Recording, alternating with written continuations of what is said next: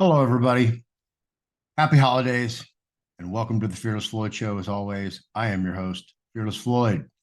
And obviously, from my background, you see we are going to interview hopefully the next congressional representative from the 23rd District of Florida, Christine Scott, who is running in that election in 2024. And she's just now into the waiting room. So I'm going to pause this and we're going to have a little discussion. We're going to jump back on. So, 1 second, folks, and I'll be right back with Christine Scott.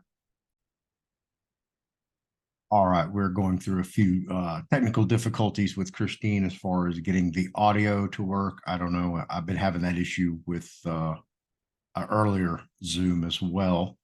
So I don't know if it's Zoom or on her end. But anyway, let's, while we're waiting on her, let me give you an introduction to Christine Scott.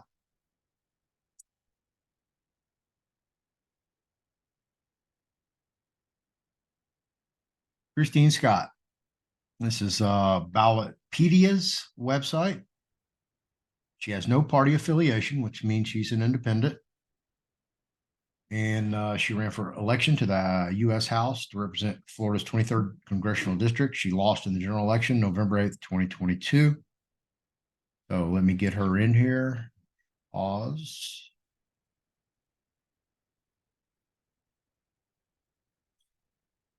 Stop share. All right, and I am back. We're still working through the technical difficulties. But anyway, let me get back to her biography. Christine Scott was born in Glendale, California. She attended University of Minnesota, Twin Cities, and the University of Oregon for undergraduate study. Scott's professional experience includes being self-employed. And there's a footnote to that. Down to the footnote.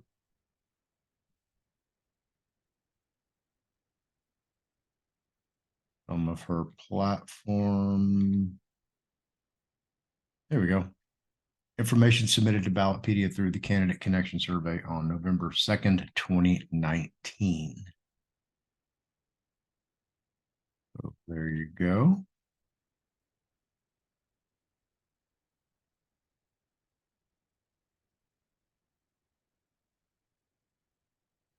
And as you see right here, Jared Moskowitz was the Democratic winner. Joe Budd was the Republican runner-up. And then Christine Scott was the independent runner-up. And then Mark Napier, who's also an independent, was runner-up to her. Now, I checked out Mark Napier profile. He's a Army vet. Also did some alleges some work with the CIA. I don't know if he actually worked for them, with them, contract, whatever, or was assigned to them by the Army. Take a look at him real quick while we're here waiting on, because I'm going to ask her about him. I mean, he didn't garner a great amount of votes, 1,300, which is not bad. But, compared to 143,000, it's a pittance for sure. And I don't know what's going on. So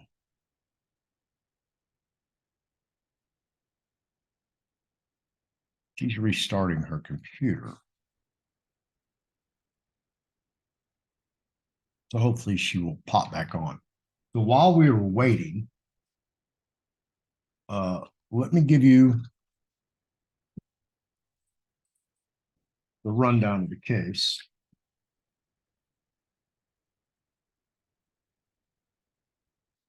And I'll work my way up to where we're at.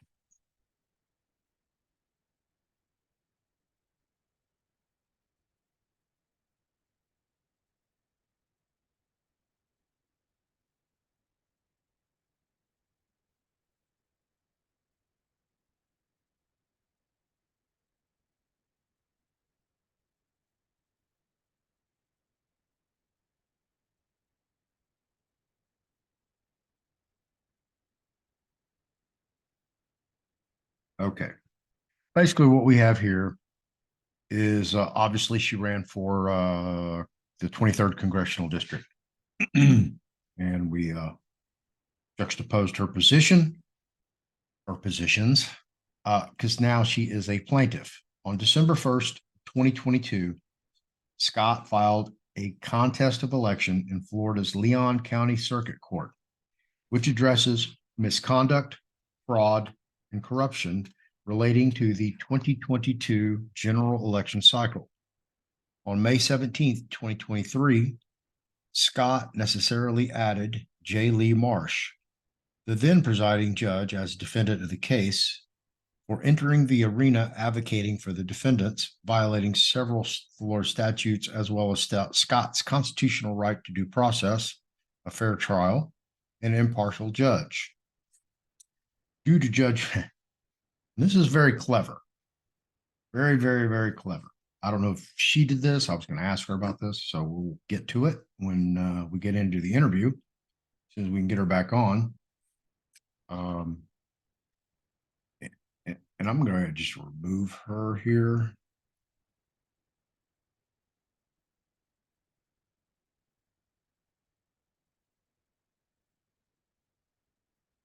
There we go. Now she's back. Oh,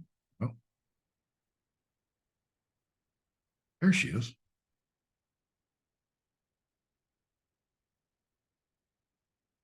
And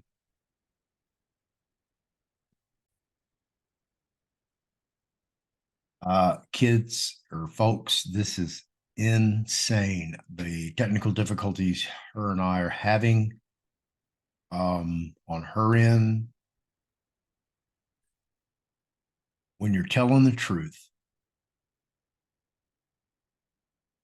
and you're fighting on the side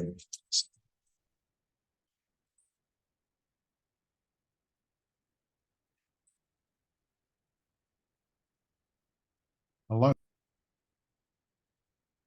sorry about that. As you see, she's frozen. We're having audio difficulties. And she said, wait a minute, and then started to get up and it froze.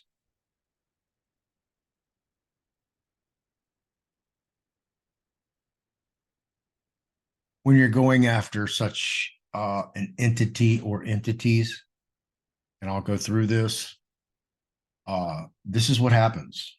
When you tell the truth, this is what happens. This is what it looks like.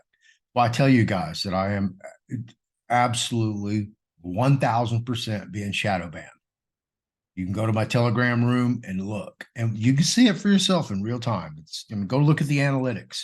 And you'd be like, well, why is he getting more members, but yet his numbers declining? That's shadow banning right there in front of your eyes. So the truthers, this is what we go through. Okay. They deliberately bog down our system, freeze our system, create disruption within our systems, our software, hardware, hack into our systems. It's pretty sad. So anyway, her and I were just getting into a discussion off the record, which would preface some more of my questions. But anyway, so she filed an amended complaint adding the presiding judge over the case as a defendant. So that disqualified the judge because now he has bias and prejudice. Absolutely. No doubt. So she claims that he was without jurisdiction to rule in the case and in such in violation of his oath to uphold the Constitution once he attempted to order that the case be dismissed before heard, the latter of which violates Florida statute of 102.1685 in parentheses, which was specifically, I'm going to remove her. No, well,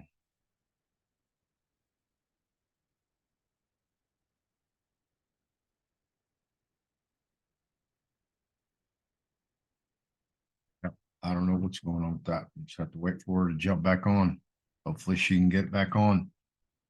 Won't have to stop the video. But anyway, very clever move on her part to get rid of the judge, who obviously was biased and prejudiced before that.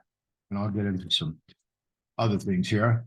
But while we're waiting on Christine, let me dive into the minutia of the case. Of course, it was filed in Leon County, Florida, regarding the election results. And maybe, possibly, do we have Christine back? Are you there, Christine?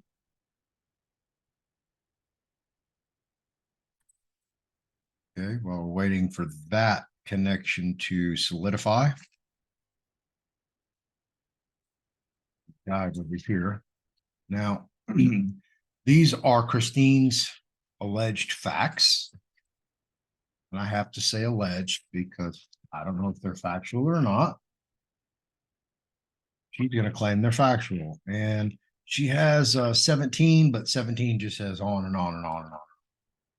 So really, there's only 16 stated facts. We're going to run through them. A little bit lengthy while we wait on Christine to access her audio and video. And this is fact number 1. In accordance with Florida Division of Elections, DOE official precinct level election results, no, I repeat, no registered voters voted in any race, whether Republican, Democrat, or any other party in Florida during the 2022 general election cycle in any of her 67 counties. Now, let me repeat that. In accordance with the Florida's Division of Elections official precinct level election results, no registered voters voted in any race, whether Republican, Democrat, or any other party in Florida during the 2022 general election cycle in any of Florida's 67 counties. Basically, they're saying, according to the Florida Division of Elections, right? Division of Elections? Yeah. Okay, cool. She popped off. Now she's going to pop back on. Nobody voted in the 2022 election. Nobody. Although definitely people put in their votes. They mailed them in. They went down there, pulled the lever or however they did it in Florida. Number 2. I mean, that's an astonishing claim right there. It's easy to prove. Use their own toys against them. Number 2, the Division of Elections official findings claim that no one voted in 8 counties during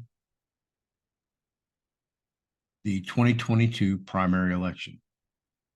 Number 3, Secretary of State Cord Byrd did not perform his duty to secure Florida's elections or conduct preliminary investigations into any irregularities or fraud involving voting, which Scott addressed in emails and lawsuits, and which Byrd acknowledged were part of his duties during the recorded January 18th, 2023 Florida House of Representatives House Ethics, Elections, and Open Government Subcommittee meeting. Number 4, Governor Ron DeSantis, who's a defendant in this case, Attorney General Ashley Moody, and Chief Financial Officer. All right. Hopefully we have Christine here. Chief Financial Officer Jimmy Petronas influenced the 2022 election cycle, which benefited themselves by certifying their own races instead of passing the baton to officials who were not on the 2022 ballot, in which such a conflict of interest, without such a conflict of interest. All right. And we'll jump to number 5 here in a minute. And let me get Christine all settled in. All right. Well, we tried again with Christine, and obviously she is being hacked. So we're going to have to work through that. I'm giving you real time, you're seeing what we go through. So we're going to do this in real time. I'm going to walk through all 16 of her claims in here of fact, her proof of claims. Hopefully we can get her on here and get her audio working at least. I'm not even tripping on the video. I'll take some audio about right now. She does not own a phone for this reason. So I can't say enough about what she's doing, what she's done. This woman has more balls than most Americans. I would say 99.9% of all Americans. Absolutely. Yes, she's fearless.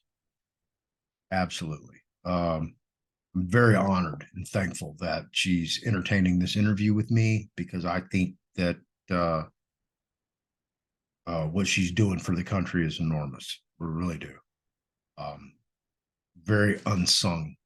And she probably wants to be under the radar, and I don't blame her for wanting to be under the radar. Really don't. Once you're on the radar, it's not a fun place to be. All right. We're going to jump into number 5.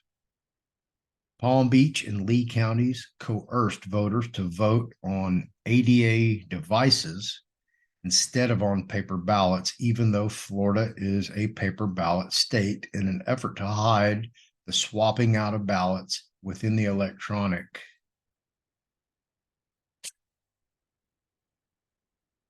Well, that's a footnote. Within the electronic voting system. When Scott requested the public records identifying how many voters voted on ADA machines per Florida Constitution, Article 1, Section 24, she was denied the record access. Scott was told by several voters and poll watchers in Lee and Palm Beach County that voters were told they had to vote on the device only under adamant demand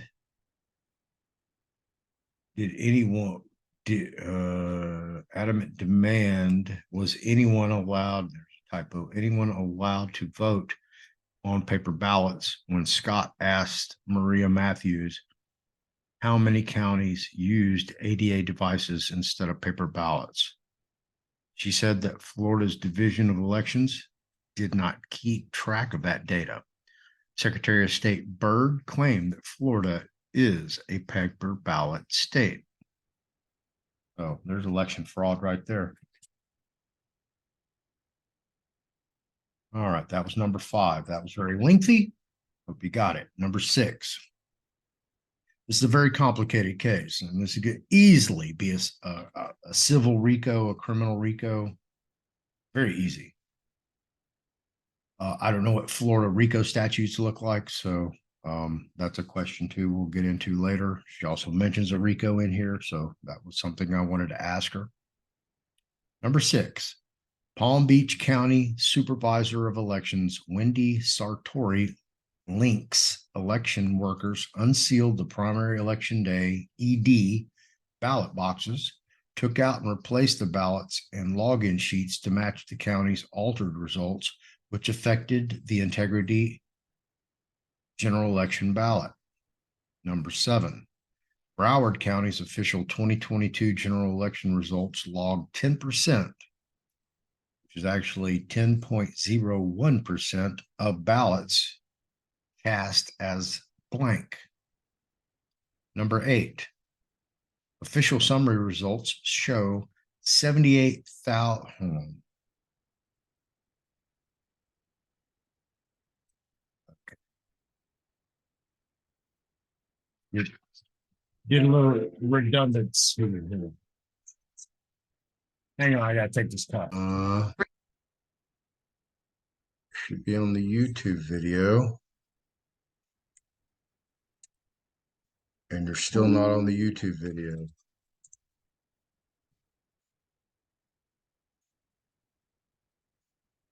What the heck?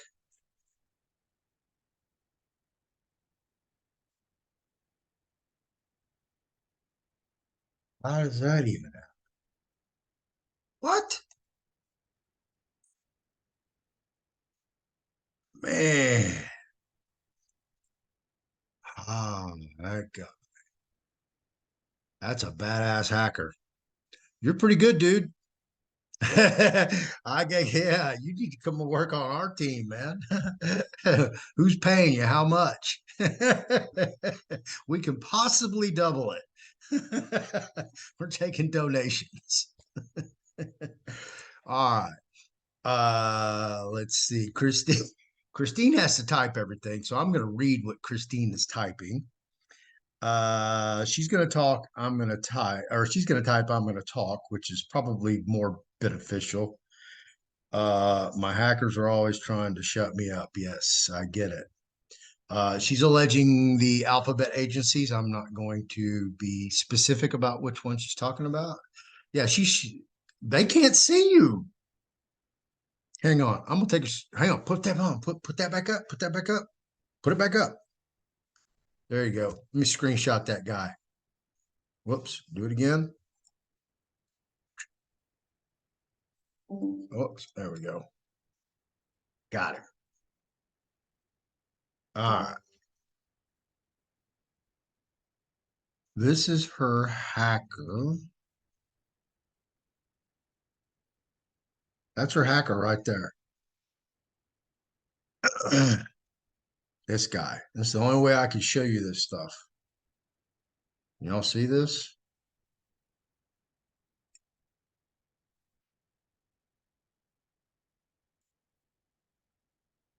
Y'all can see our peer, right? Or maybe? Hang on. What do I got here?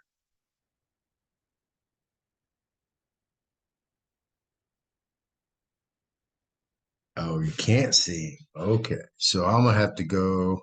Wow. He has about a 10-second delay through with this signal. Yeah, he's pretty good. I've never experienced a hacker like this, so this is all new to me as well. I'm glad we're getting it in real time so you guys can witness it. Let me open my screenshot so we can get a picture of our fine friend here who's disrupting our interview that we've been trying to get scheduled for several weeks now. Screenshots. Here we go. And let me get to the latest one. Here we go. All right, brother, we're going to make you a star. You are now a YouTube star. You ready? And there he is. And he's obviously celebrating the holidays wherever he's at.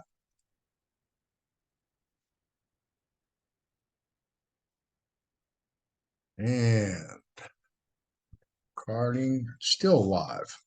All right, let's go on and see what you guys have to say over here in YouTube.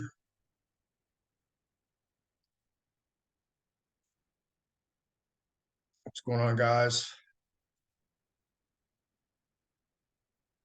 Oh, thank you. Yes, I clean up very well.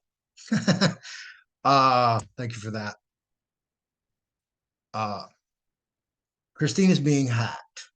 So I was in the process prior to going live because we hope that maybe going live on YouTube would fix or remedy her situation to allow her to be able to speak, but that's not happening. So I was on number 7 of your 16 facts or proof of claims. So let me address number 7. I will re-upload this video as well, even though we are live, but it is incomplete because you're missing probably the first quarter of it. I do apologize for the technical difficulties, but we know who to blame now. Number 7, Broward County officials, 2022 general election results logged 10%, or I covered that, 10.01%. Ballots cast as blank, which means there were no votes. Number 8, official summary results show 78,106,957 dashes instead of whole numbers within candidate races or ballot types totaling over 29 votes, which violates Florida statute.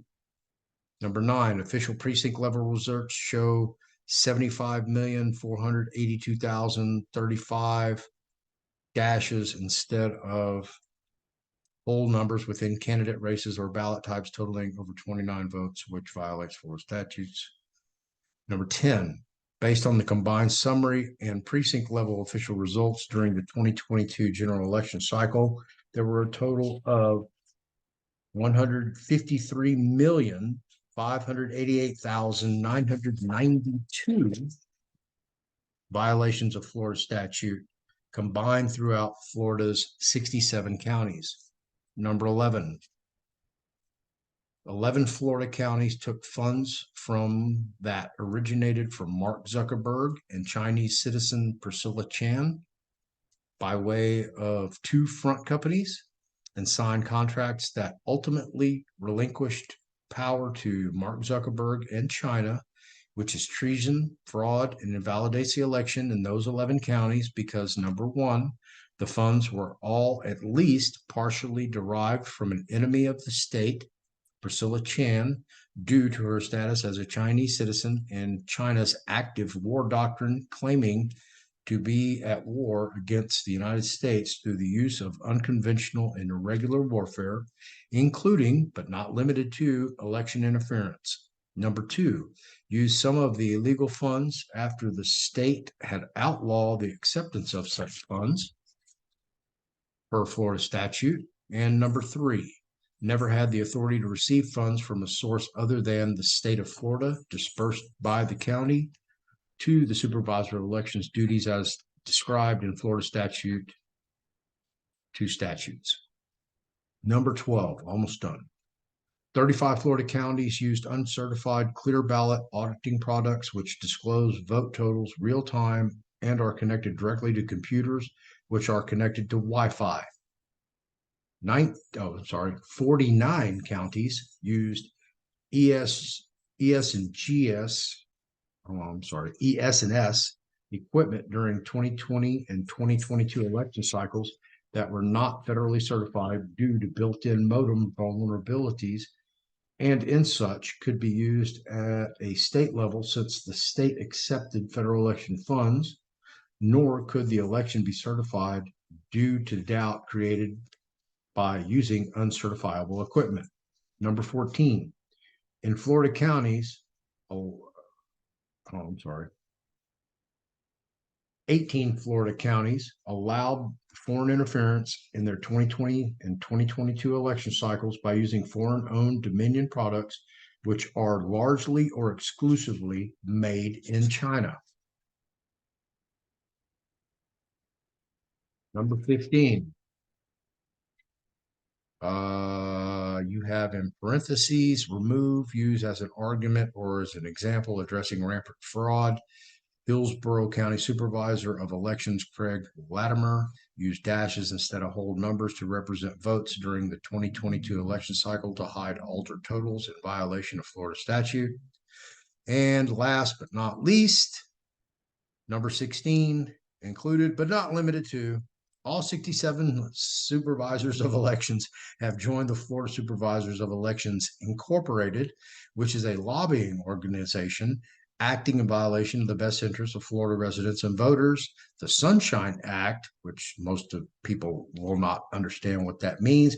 Basically, a Sunshine Act is a provision that provides term limitations to some law or a committee or something like that with the state. And the IRS's 501c3 mandate.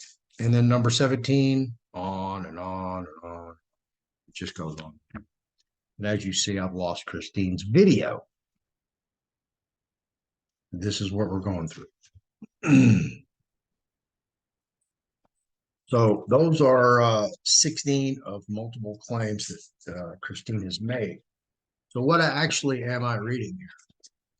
This is to the United States Supreme Court. Christine Scott is the petitioner versus Ronald DeSANTIS et al., which means there's more than one respondent. or defendant in the original case out of Leon County, Florida.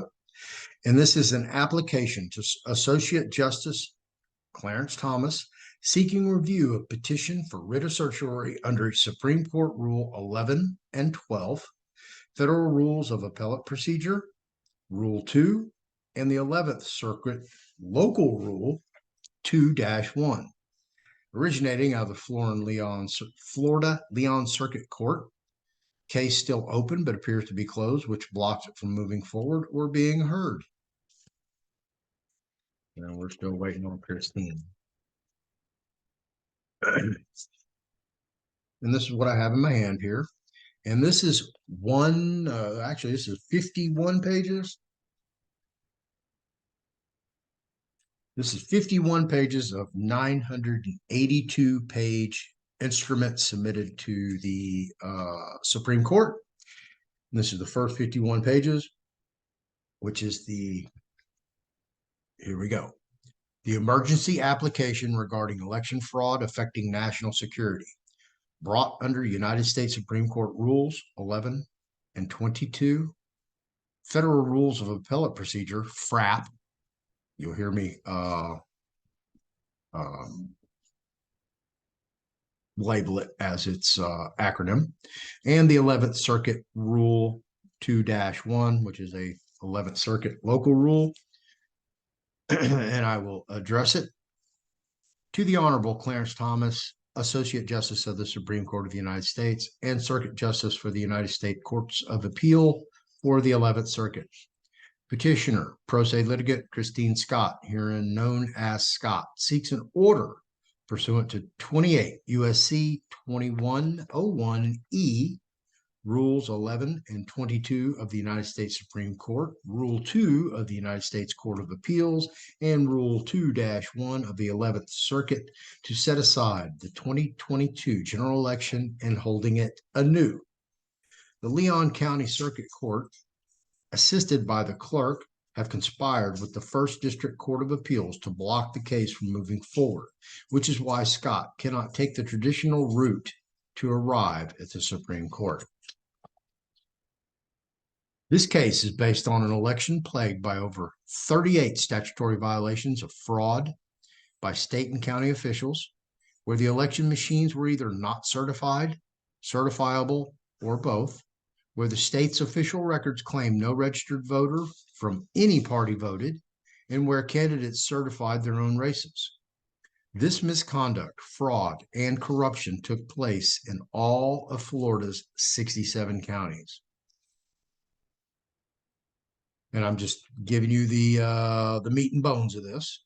The state of Florida and our country is currently under attack by both foreign and domestic entities which seek to destroy the state of Florida, on many levels, including but not limited to through abuse of election process, which has been completely overtaken in Florida, amounting to no less than a coup by traitors from within, working within foreign enemies, showing that the case is of such imperative public importance as to justify deviation from normal appellate practice and to require immediate determination in this court. See Title 28 U.S.C. Section 2101E, Rule 11, Certiorari to the United States Supreme Court of Appeals before judgment. Now, she also has on here as a footnote to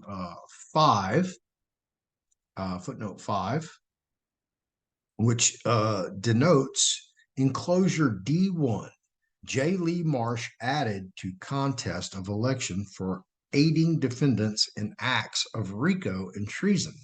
Well, there's no allegations of RICO that I've been able to find in here, so I was curious about why that was in there and how it was labeled and whether it's being pursued by Christine or somebody else or in a future potential filing. Scott requests this court implement FRAP Rule 2, suspension of rules, which states, and I quote, on its own or a party's motion, a court of appeals may, to expedite its decision or for other good cause, suspend any provision of these rules in a particular case and order proceedings as it directs.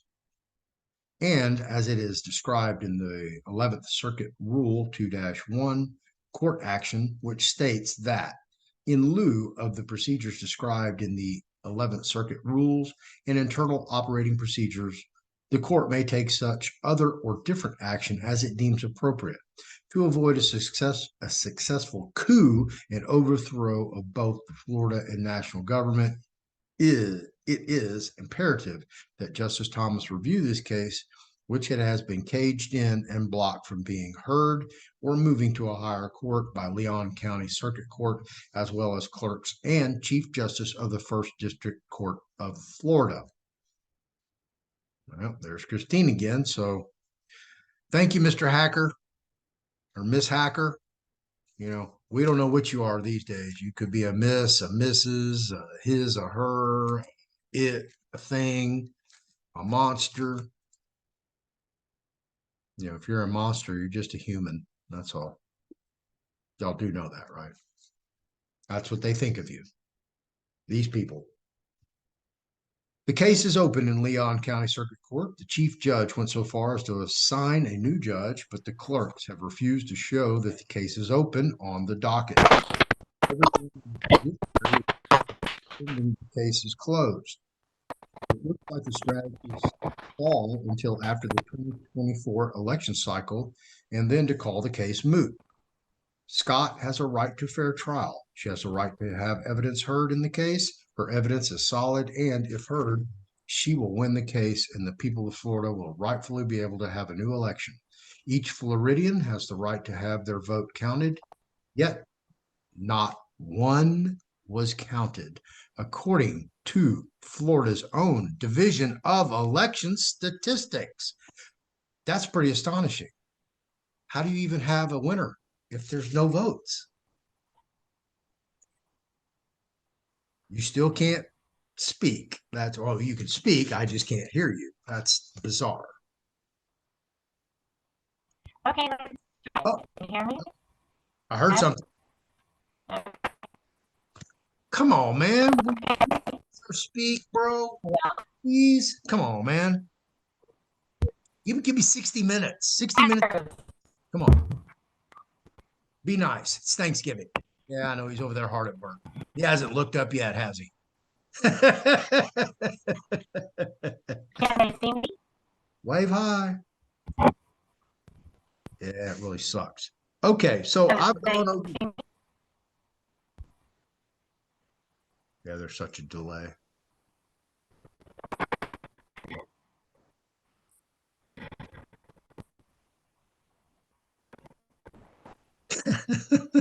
He's looking up. Finally. Hey, bro. Come on, man. Cut her some slack. Cut me some slack. Come on, man. Put you on the Fearless Floyd team. I mean, it's cute. It's adventurous, man, but it gets old and dull quick. That's all I'm saying. I mean, if you're getting paid for it, I get it. But if you're not, you're just having fun, getting some shits and giggles, that's not cool. So, sorry, bro. Anyway, so I've gone over all 16 points. I'm going over some of the highlights of this particular filing. I haven't even gone into the Mandamus yet. Let me ask you this. You mentioned here in footnote 5, right here, where you're discussing enclosure D1, where J. Lee Marsh added to contest of election for aiding defendants in acts of RICO and treason. So you bring up RICO here, but this is the only place that I've seen it so far. Is this something you're going to pursue in the future, or you have a parallel filing that possibly will be filed soon, or an alternative group working on that? What's that look like?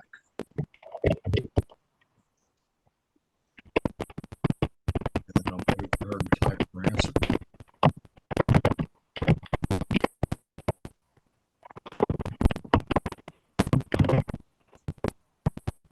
if you guys on YouTube land, if y'all have any questions for Christine or myself, put them in the chat. I'll get over there in a minute.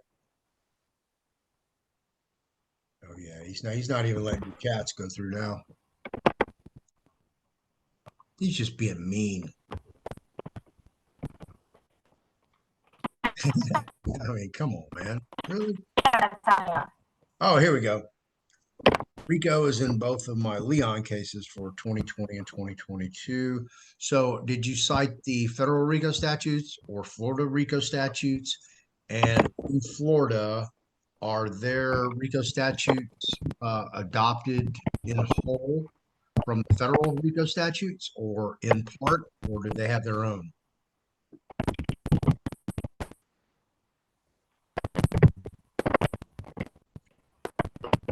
Because what some of you may not understand, RICO is a very powerful tool.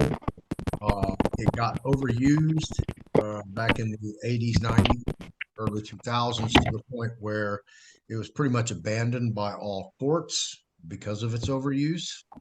But it is of my opinion that it definitely needs to come back, and it needs to have some like very serious criminal penalties attached to the end of it, liability and responsibility. Both Florida and federal code use the federal statutes as well as their own. Okay, so it's similar to Georgia because Georgia and New York both have adopted the federal statutes in whole, and of course they've twisted them to fit their own needs for their own jurisdiction. Okay, so I got through that.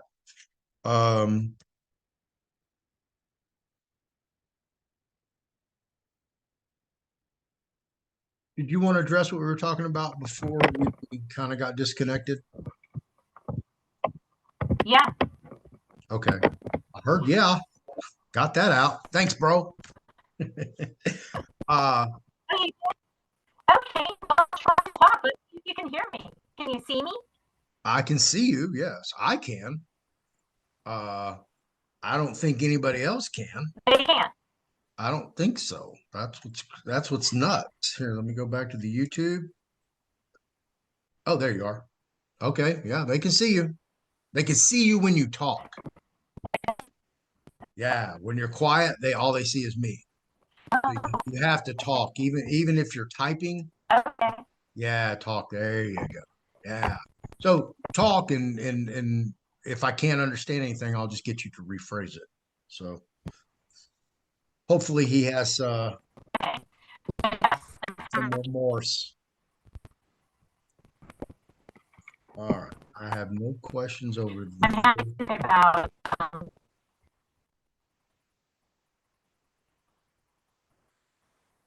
I'm happy to talk about the prayer and the conclusion. They're actually the same. You can use either word and pray to the court. So I use the word conclusion. It's just a choice. So my prayer is it's the same thing as a conclusion. Okay. So my demands, what I'm asking for, have been put in a conclusion. Okay. How I was trained regarding that particular issue is when you send a vehicle in, legal vehicle, this one being you're the Mandamus, I'm not in front of it anymore.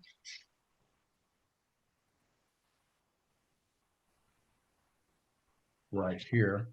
And I have the title highlighted, which you can't see because the virtual background. But anyway, the title of this is Application to Associate Justice Seeking Review of Petition for Writ of Certiorari under Supreme Court Rule 1112 for App 2 and 11th Circuit Local Rule 2-1. But basically how I was trained is read the title, and then you go to the prayer to see what kind of relief they want. This is what they're asking for. This is the relief. Now, I was explained that when you use the term conclusion, that's closing the case, that you've concluded it. I'm done. You've thrown your hands up. I'm done in your statement.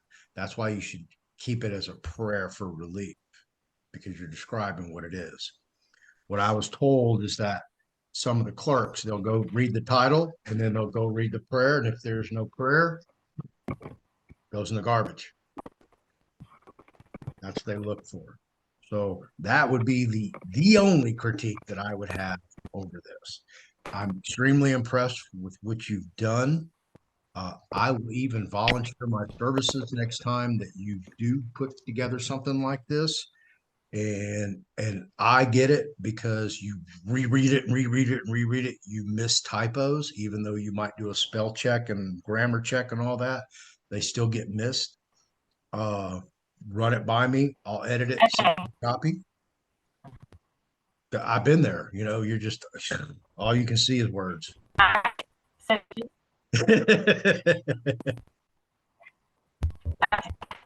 okay. I only had 2 weeks to do this, and it wasn't very long. And so I didn't have time to write down to the wire on it. I did not have time to even proofread. So there are problems. There are ideas. And it was a time issue. It wasn't how you spell check. It was in the 14 days, I had about 4 minutes left. Can you hear me? Yes, it's cuts in and out, but yeah, I got the gist of it. Okay, so as far as prayer versus conclusion, okay, I am not a lawyer. I don't know anything about it. And so the only things that I learned about it, I learned from law books or procedure books. And I read that oftentimes instead of calling it a prayer, it is called a conclusion. And so I have no obligation to call it a prayer. And most often, I don't see it as a prayer in other people's work. So usually everyone on the other side of a case is a lawyer and a well-seasoned lawyer. And they usually put the prayer in a conclusion.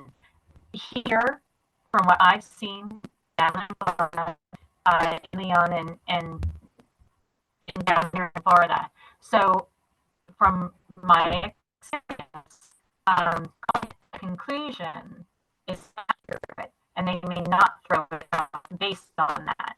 Further, a pro se, and as a pro se, that would be a procedural matter, and they have to consider that liberally. They wouldn't be able to throw it out under those circumstances.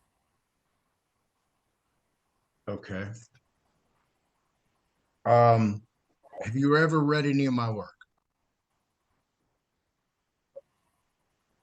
No. Okay. This is what I filed. You're new to me. This is what I filed into the Brunson case. Okay.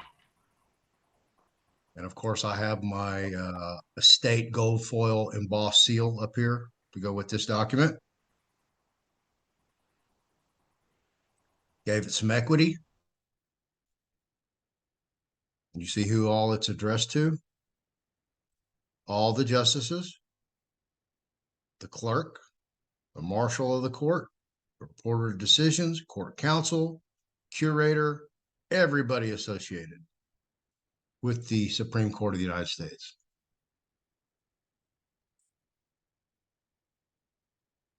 This is the reference. This is a friend of the court, equitable acknowledgement, affirmation, and acceptance of oaths of office in and for the United States Supreme Court, Chief and Associate Justice, including but not limited to court officers concerning criminal acts of treason and treason-related offenses, conflicts of interest, witness statements, and prayers for relief, which may be granted as a stated claim, signed, sealed, and delivered. And of course, you see I have my copyright notice here at the bottom. And I'll show you some other little neat tricks I did. This is judicial notice. I've already read what it states. To all men, know by these presents, greeting. I, Floyd Pleasant Harvin IV, hereafter, American, a man of substance and as inhabitant of the land, United States of America, breathing air and from water, hereinafter, law, so graciously provided to all by the creator of all, and here being created in God's image, I come as a peaceful, non-combatant, law-abiding American, and hope this letter finds you well, in honor, good faith, and with clean hands. Oaths of office. We will know by this that we are of the truth and will assure our heart before him in whatever our heart condemns us. For God is greater than our heart and knows all things. Article 6, Oath of Office. I, as an American, herewith judicially notice the Chief and Associate Justice and court officials thereto, that as a law-abiding American, your oaths of office pursuant to Article 6, U.S. Constitution, see inset below, are equitably, lawfully, and legally for valuable consideration receipt upon which is hereby acknowledged, in which I hereby remise, release, and grant to all law-abiding Americans all relief, remedy, and orders insomuch as prayer in all things, this honorable court grant rehearing to petitioner Brunson versus Adams et al. 22-380, hereinafter Brunson, or in whole. I, Justice Clarence Thomas, do solemnly swear or affirm that I will support and defend the Constitution of the United States against all enemies, foreign and domestic, and I will bear true faith and allegiance to the same, and that I will take this obligation freely without any mental reservation or purpose of evasion, and that I will well and faithfully discharge the duties of the office on which I am about to enter, so help me God. Judicial Oath of Office. I, as an American, herewith judicially notice the Chief and Associate Justice of the court officials thereto, that as a law-abiding American, your oaths of office pursuant to your judicial oath pursuant to Judiciary Act of 1789 and Judicial Improvement Act of 1990, see inset below, are equitably, lawfully, and legally for valuable consideration, receipt of which is hereby acknowledged, and which I hereby remise, release, and grant to all law-abiding Americans all relief, remedy, and orders, insomuch as we pray in all things, this honorable court grant rehearing to petitioner in Brunson or relief in whole. This is their oath. I, Justice Clarence Thomas, do solemnly swear or affirm that I will administer justice without respect to persons and do equal right to the poor and to the rich, and that I will faithfully and impartially discharge and perform all the duties incumbent upon me as the Associate Justice of the Supreme Court under the Constitution and laws of the United States, so help me God. And this is where I hit him with another prayer. I solemnly charge you in the presence of God and of Christ Jesus and of his chosen angels to maintain these principles without bias, doing nothing in spirit of partiality. Judicial canons of law.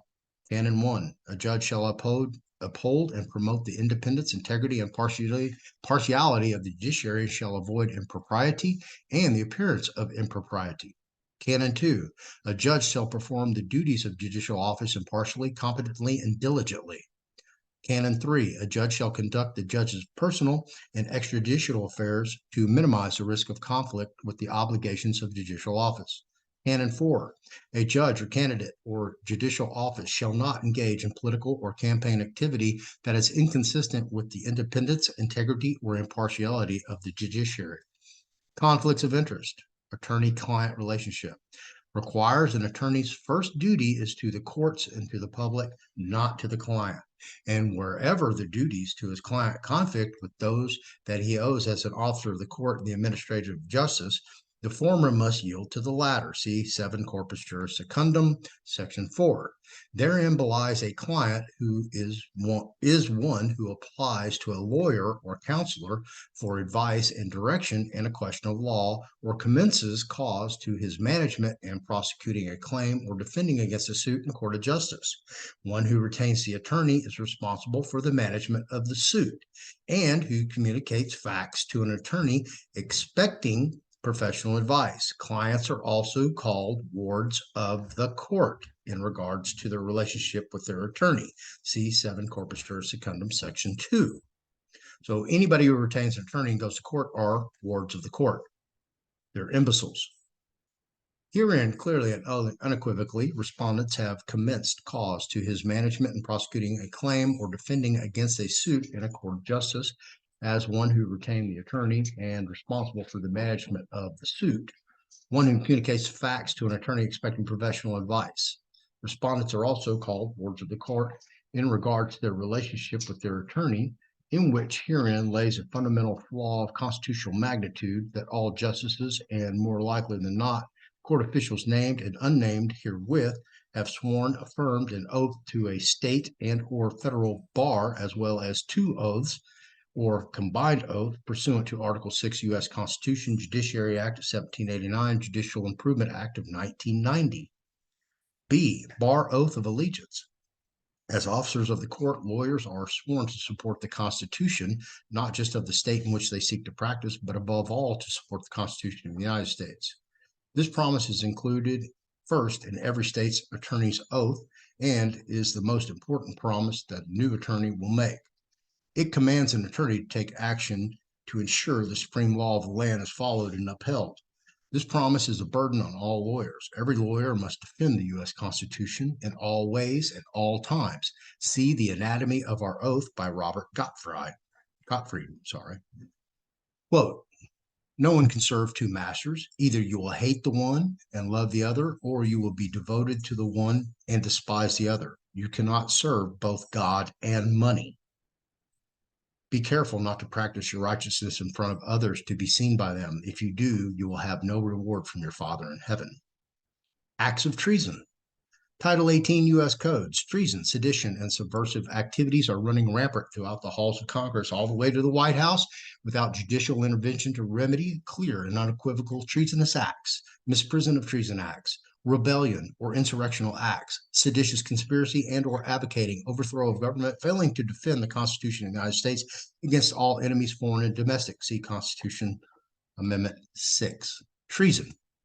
Further, whoever owing allegiance to the United States levies war against them or adheres to the enemies, giving them aid and comfort within the United States or elsewhere, is guilty of treason and shall suffer death, or shall be imprisoned not less than 5 years and fined under this title, but not less than $10,000, and shall be incapable of holding any office under the United States. B, misprision of treason. Whoever owing allegiance to the United States and having knowledge of the commission of any treason against them conceals and does not, as soon as may be, disclose and make known the same to the president or some judge of the United States, or to the governor or to some judge or justice of a particular state, is guilty of misprision of treason and shall be fined under this title or imprisoned not more than 7 years or both. See Title 18, Section 2382. Rebellion or insurrection. Whoever incites, set foot, assists, or engages in any rebellion or insurrection against the authority of the United States or laws thereof, or gives aid or comfort thereto, shall be fined under this title and imprisoned not more than 10 years or both, and shall be incapable of holding any office under the United States. Title 18 U.S.C. 2383. Seditious conspiracy. If 2 or more persons in any state or territory or any place subject to the jurisdiction of the United States conspire to overthrow, put down, or destroy by force the government of the United States, or to levy war against them, or to oppose by force the authority thereof, or by force to prevent, hinder, or delay the execution of any law of the United States, or by force to seize, take, or possess any property of the United States contrary to the authority thereof, they shall each be fined under this title or imprisoned not more than 20 years or both. Advocating overthrow of government.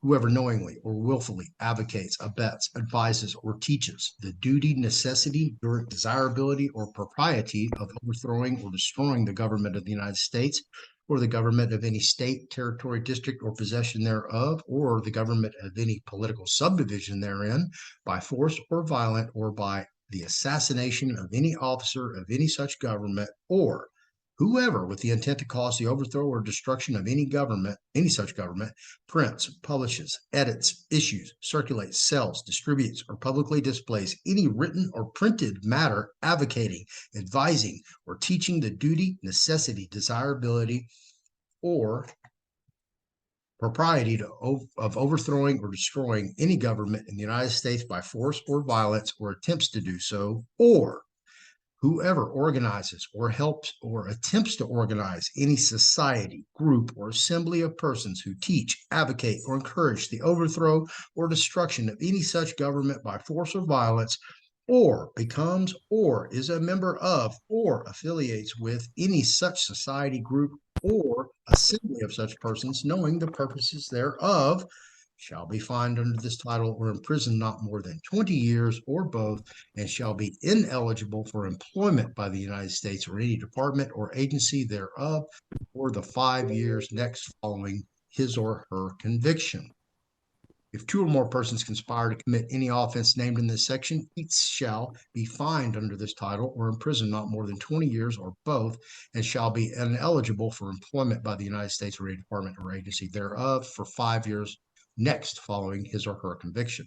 As used in this section, terms organizes and organized with respect to any society, group, or assembly of persons include the recruiting of new members, the forming of new units, and the regrouping or expansion of existing clubs, classes, and other units of such society, group, or assembly of persons. Again, 28, section 2385. Testimony of two witnesses need to prove treason. Basically, is what it is. Congressional mandate, contested elections for federal office are governed by the federal law, specifically the Federal Contested Elections Act and the Federal Election Campaign Act. The FCEA, they love their acronyms, provides a framework for resolving disputes over the election of members of the House of Representatives. The Federal Contested Elections Act, under FCEA, the candidate who loses an election can file a contest with the clerk of the House in 30 days after the election. The contest must be held in writing and must allege that the winning candidate is not qualified for the office or the election is tainted by fraud, corruption, or other illegal contact. Where have we heard that before? If the contest meets certain procedural requirements, the clerk of the House must notify the challenge candidate, who then has an opportunity to respond. The House Committee on Administration is then responsible for investigating the contest and making a recommendation to the full House of Representatives. If the full House determines that the election is invalid, it will declare the seat vacant in order for the election to be held. If the full House determines that the election was valid, the winning candidate is seated. This American and witnesses here do clearly and unequivocally state herein on the record, under penalty of perjury, that treasonous acts have been perpetrated by all actors, as statement of claim by Brunson, including but not limited to POTUS, Joseph R. Biden, Vice POTUS, Kamala Harris, former Vice POTUS, Mike Pence, and 385 members of U.S. Congress for violating their oaths of office by voting nay for the proposition submitted by members of Congress to investigate the claims that were enemies of the Constitution who successfully rigged the election, and declare under penalty of perjury under the laws of the United States of America that the foregoing is true and correct, executed without the United States on the 25th day of February 2023, Texas Civil Practice Remedies Code, sections 132.001 et sequetra. Witnesses to my treason, or to their treasonous acts, right there. And the final prayer: Our Father in heaven, hallowed be your name. Your kingdom come, your will be done on earth as it is in heaven. Give us today our daily bread, and forgive us our debts as we also have forgiven our debtors. And lead us not into temptation, but deliver us from the evil one. Wherefore, premises considered and all presumptions rebutted, oaths of office is acknowledged, affirmed, accepted of, in, and for the United States Supreme Court Chief and Associate Justice, including but not limited to court officers concerning conflicts of interest, criminal acts of treason, and treason-related offense. This American judicially notices all the above described persons that America is watching under God with liberty and justice for all. Not only are your reputations at stake in this matter, but your very own lives are now under the microscope of all Americans, as we will know truths self-evident by your actions, whether the Supreme Court of the United States is compromised with treasonous actors corrupting America from the inside out. In all things, this American so prays, this most honorable and distinguishable court uphold all dignity, courage, integrity, ethics, morals, and standards of all Americans, and hold accountable those actors who have clearly and unequivocally failed to honor their oaths of office, and expel those actors from the political arena and introduce them to the criminal justice arena, so that the American people can instill the full faith and credit of the United States branches of government. And this court issue an opinion in favor or all relief so demanded by Brunson. So be it, so be it, so be it. Amen. There's my certificate of service, and there you go. My little 8-pager. Wow. You like that? Wow. Yeah, it's so are you a no, are you a lawyer? Am I what?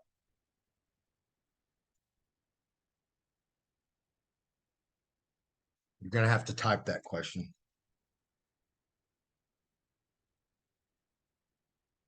Can you do that?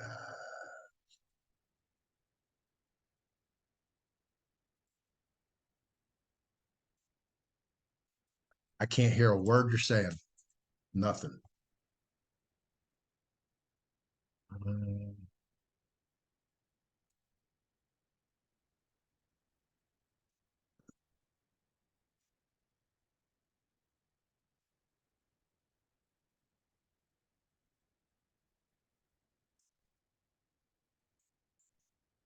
Not a word. Wow. Guys hacking us like this. This is crazy. Let me go over here, see what we all have.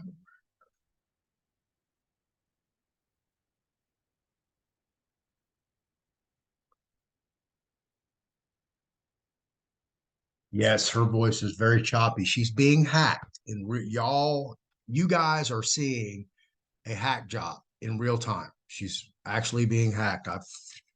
She's actually watching him hack her on her phone. It's strange. Very strange what's going on. All right. No questions over there. Get back to Christine. Am I a lawyer or pro se? I am a self-educated, self-taught, pro per litigant, published multiple times, have been in every state or county, state, and federal court between Houston, Texas, and Washington, D.C.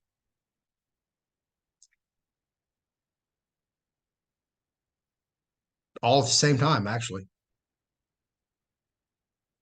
County criminal court at law, district court, 2 courts of appeals, Court of Criminal Appeals, Texas Supreme Court, U.S. District Court in Houston, Fifth Circuit U.S. Court of Appeals, and U.S. Supreme Court. Yeah, all at one time. I used to be like mad crazy with law. That's all I did.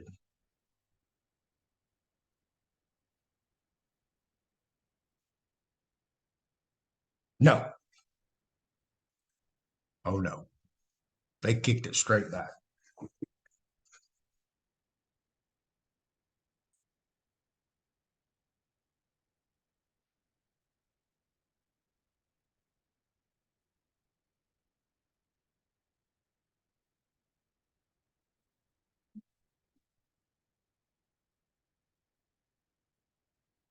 Yeah.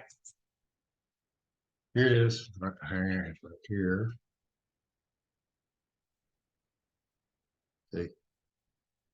See my Gulf War symbol up there. But I put a little post-it on here that says King's copy, please file, mark, and return to, because it says Floyd Pleasant Fourth King, Kingdom of the Tarvin State. And that's how I addressed it and sent it to the U.S. Supreme Court. I called it my letter of wishes. National and employer demand for execution of law and rules of procedure, execution of contracts recognizing political property rights and American people administrated by public servants. And I believe this one was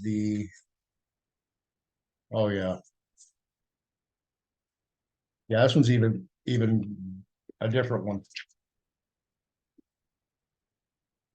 This one I think is for the rehearing. I did another one, the second filing. But yeah, this is my reply from the Scott Harris, one of his representatives, and they called me Floyd King, which I found funny. Dear Mr. King, first, the reference is special divine appearance. Dear Mr. King, in reply to your letter or submission received January 5th, 2023, I regret to inform you that the court is unable to assist you in the matter you present. Under Article 3 of the Constitution, the jurisdiction of this court extends only to the consideration of cases of or a controversy properly brought before the court or properly brought before it from lower courts in accordance with federal law and filed pursuant to the rules of the court. Your papers are herewith returned. So they're in reference to the Brunson case. So yeah, that's how they act. And I can tell that you may have experienced this. If you do a mail-in hard physical copy, you're going to get your papers back, but they're going to have like a beige tint to them, a tan tint, because they run all the papers through a chemical. And that's how they know that your paperwork has been processed by the United States Supreme Court. Absolutely. I have filed instruments into the United States Supreme Court on toilet paper wrappers that were carbon copy. Yeah, they wouldn't give me paper in prison. All right, I'll send it to the Supreme Court like this. I ain't tripping. Yeah, I used to have them. Yeah. Oh, yeah. Yeah. And let me ask you this. Let me see. Did the Supreme Court accept your filing in Brunson case? No. I filed an amicus brief, which they also did not accept. They don't accept input from pro se's. They don't like people who aren't licensed bar attorneys who are smarter than they are. That's what they don't like. It's not so much your pro se, it's just you know a little too much. And they don't want you running around in their courts recklessly because they can't control you. They don't know what's going to come out of your mouth. That's why. I was in prison. Yes, I've been to prison 3 times in Texas. Just give you a little background on myself. I picked these up at the motorcycle rally a couple days ago, but basically it says, I am the person your parents warned you about. Literally. I'm serious about that. I used to be a lunatic. I had absolutely no boundaries. All I cared about was having fun and self-satisfaction. Thank God I didn't have to hurt anybody to do that or steal to have that type of lifestyle. For somebody who's spent almost 18 years of my adult life behind bars, I've had a very unique, awesome life. I'm not messed up once about going to prison. This last stint turned my life around.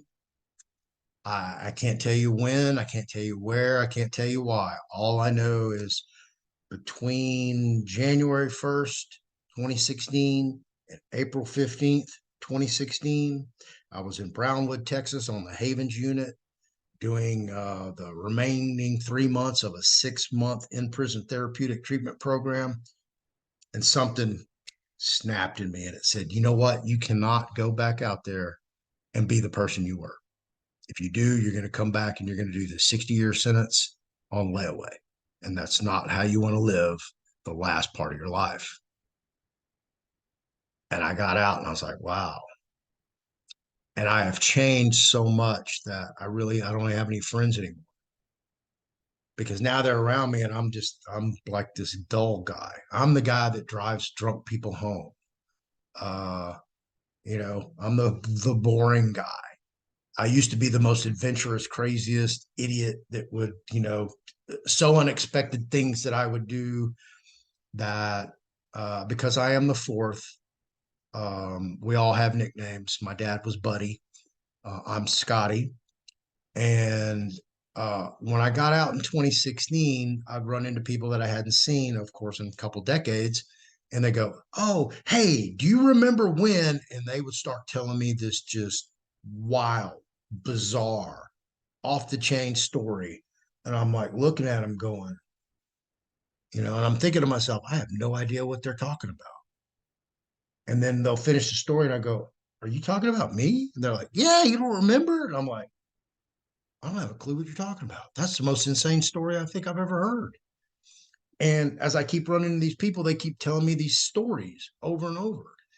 And it got to the point where like, how come I should be dead a couple times in these stories. They're that lunatic. I mean, it's bizarre. I'm terrified of that guy. I mean, that guy was just nuts. I mean, yeah, I was the guy your parents should warn you about. But something clicked in me. Uh, and I didn't jump on YouTube and create this channel. This channel was actually supposed to be about music because I love going to concerts. I'm actually a professional stagehand and rigger. I work in the theater, concerts, trade shows, political rallies. I do it all.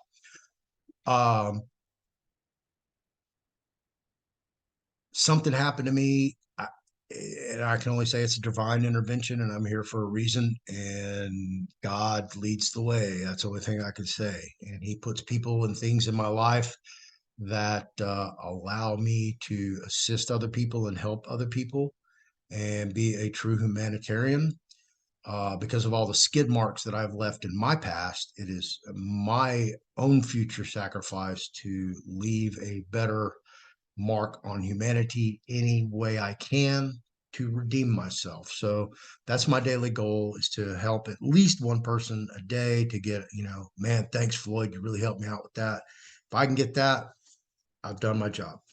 So that's what I try to do, is educate many people as I can with the truth. I try to get to the facts. I don't speculate. So you get what you see is what you get. And I'm not going to blow smoke up anybody's ass just to make them feel good, and so they can blow out glitter and unicorns and rainbows. That's not me. I dig for the truth. That's why I think that what you have accomplished so far is enormous. And why you're not on Fox News and all these other independent media talking heads, Right Side Broadcasting, Michael Jaco, Scott McKay, all those people, is beyond me.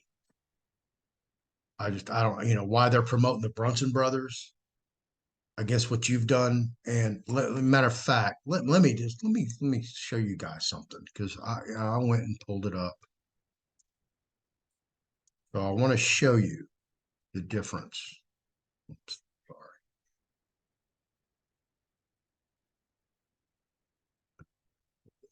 Way.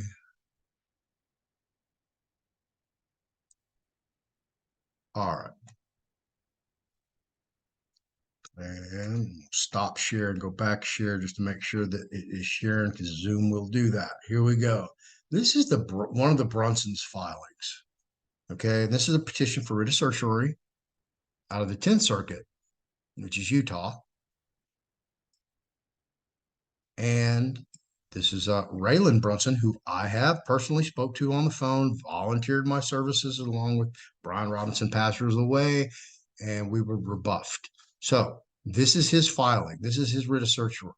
These are his questions presented, and this is in proper Supreme Court rules formatting. Parties to the proceeding.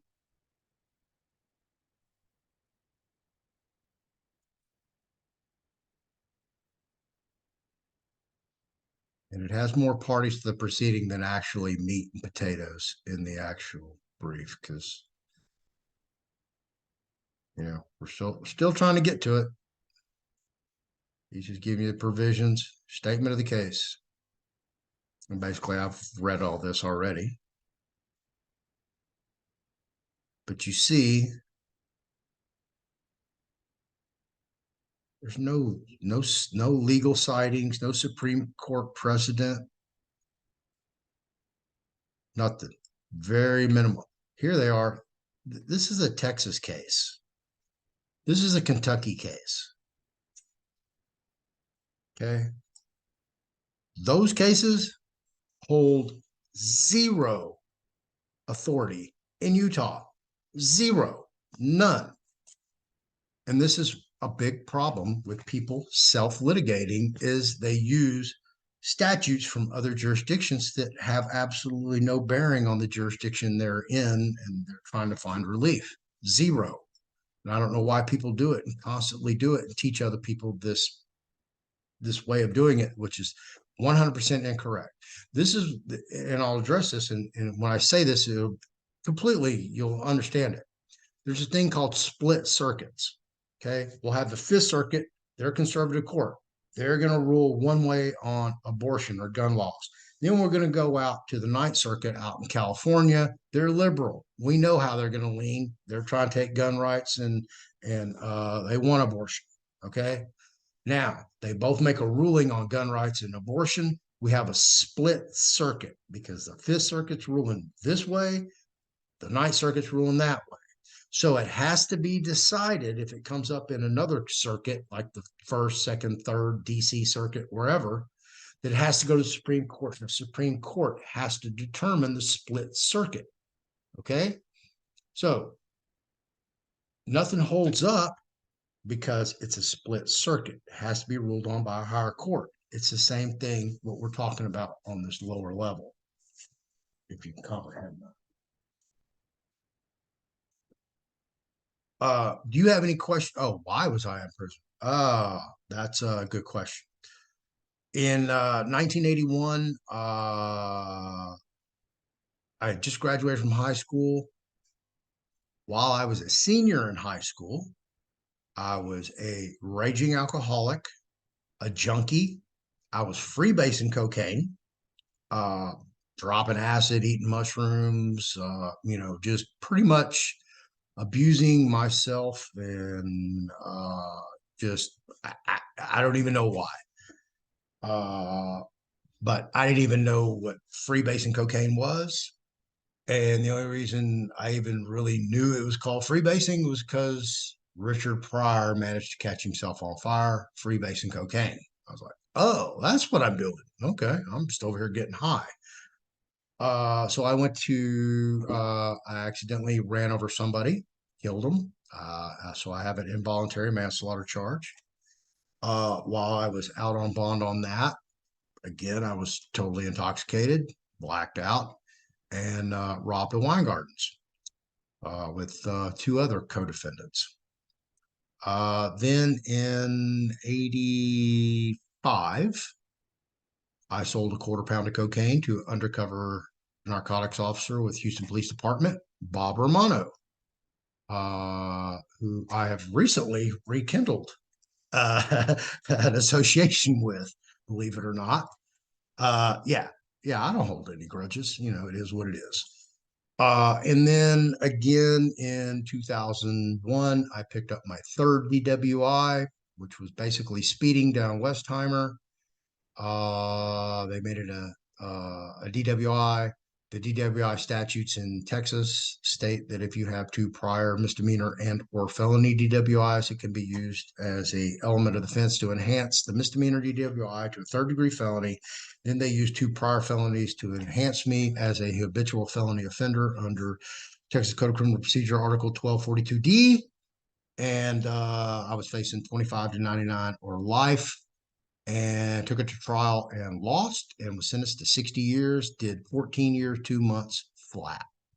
Released April 15th, 2016, and have remained out on parole the entire time. That's my story in a nutshell.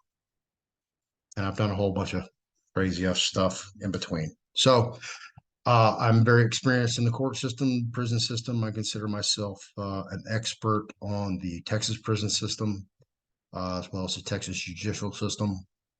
I've experienced the corruption over and over and over and over as such yourself. Once you experience the corruption and, you get screwed over through the corruption, it changes your entire life, your whole outlook on everything. It's very, very strange.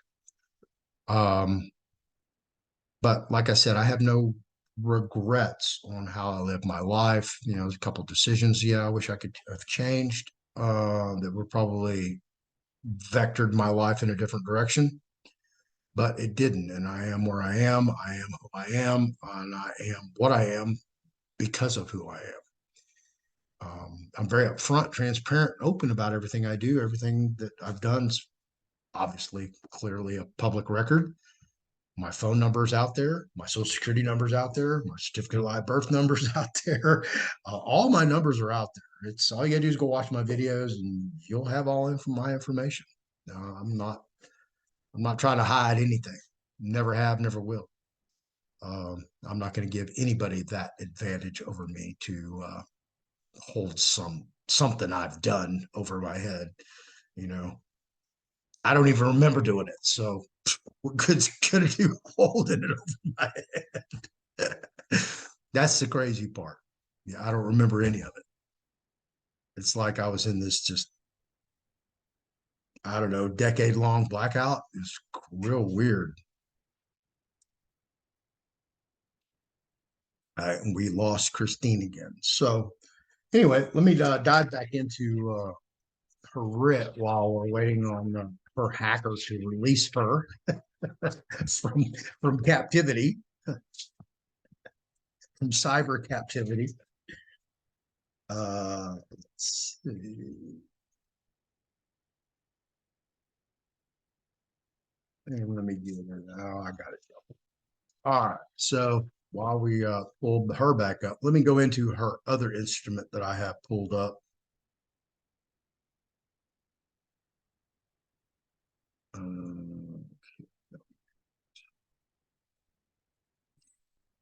Yeah, there's the conclusion. So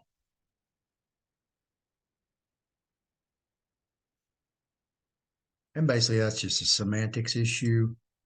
You know, I kind of understand why it was addressed to me, but I'm going to say we, because me and several of my close associates, we like to use scripture as much as possible in our prayers,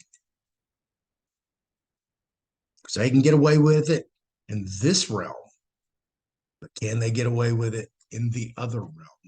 That's the question. Okay. So if you have any doubts, hey man, knock yourself out, you know. Do what you got to do. I'm not gonna be mad at you. All right, I am looking for her other. There, here it is. Jumped off of it. All right, so let me get over here. Yeah, she's still frozen.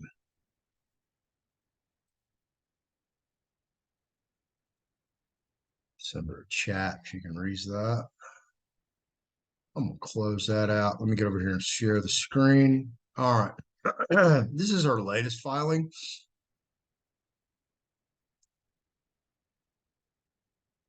Derived from an emergency application addressed to the Honorable Supreme Court Associate Justice Thomas, who presides over the 11th Circuit of the United States Court of Appeals, and brought forth under the Supreme Court of the United States Rules 1122, United States Court of Appeals Federal Rules of Appellate Procedure Rule 2, and the United States Court of Appeals 11th Circuit Rules of Appellate Procedure Rule 2-1, relating to an election interference meant to undermine the national economic security of the U.S. by way of an ongoing coup by foreign and domestic enemies of the state, of which is of imperative public importance. Petition for writ of mandamus. Parties to the proceeding. Okay. Basically, without having to name all of them, basically all 50 states. There you go. Now, I'm not even going to name these people. These are the interested parties. And as you can see, she has an alphabetical list. A lot of these are Google, Facebook, election companies, FBI, Staple Street Capital, BlackRock, Center for Disease Control. I mean, this is a wide net, and it goes on and on. You see, she had started, a couple lists, adding people on, putting an instrument 107-page legal instrument together is a daunting task. You pretty much have to lock yourself in a room, turn your phone off, not answer any emails or social media, and just focus on getting it done. It's very time-consuming, tedious, and she's done a wonderful job. I'm very, very, very proud of her. I mean, she could easily be an attorney. This work, I will tell you, is better than a lot of court-appointed appellate attorneys' work that I have read. As you see, I'm still going through interested parties.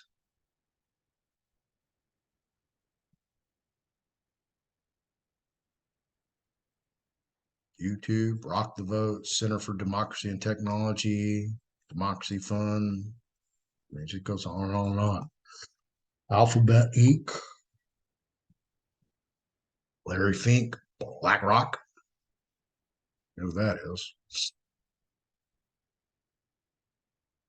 And we are like, 30, I think it's 33 pages, 31 pages of interested parties, pretty much, about 30 pages. Corporate disclosure statement, statement of related proceedings, table of contents. Now, I don't know if you guys ever put together a table of contents, but this is the last thing you do right here, your table of contents.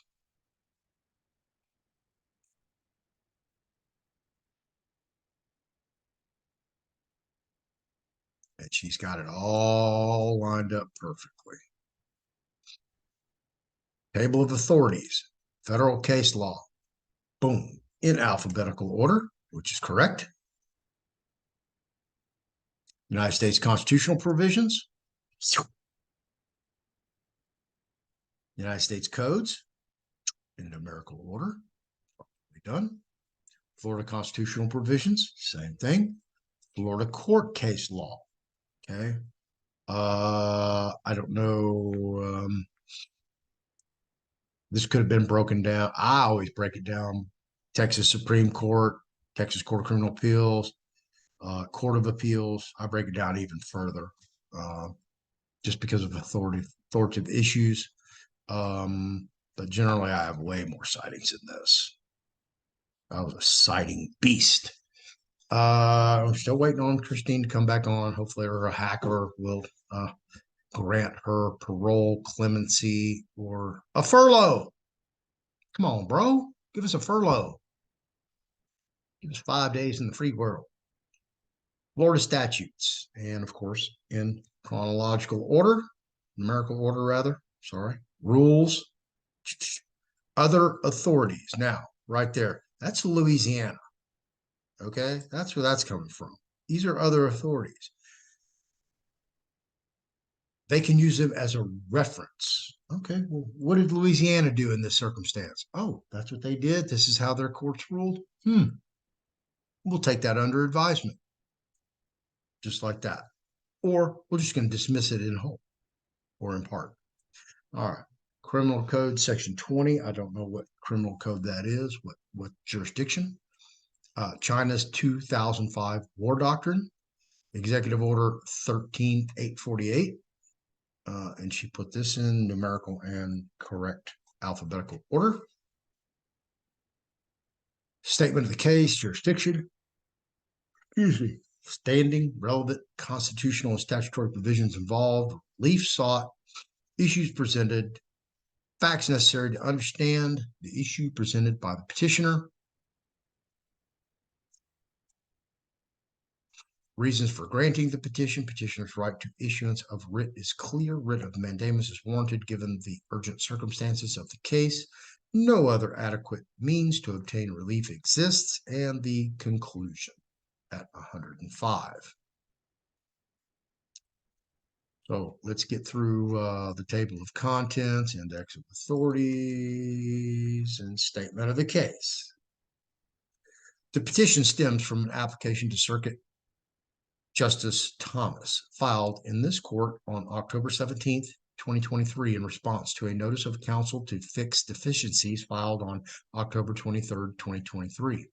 The emergency application was filed addressing an active coup by foreign and domestic enemies who have infiltrated every branch of government at every level, federally and in every state in the Union, in part by way of altering, manipulating, and concealing real vote counts in every candidate and referendum race at every level throughout the entire country due to illegal use of vulnerable and compromised election equipment that has proven to be an act of war with an equally devastating impact on the American people, as well as our national and economic security, as would be a kinetic attack or an EMP or even nuclear or conventional weapons, even biological,